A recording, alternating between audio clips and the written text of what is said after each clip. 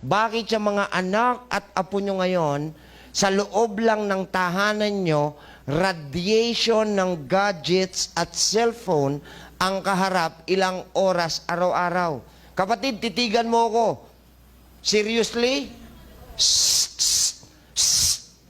You are killing your own kids.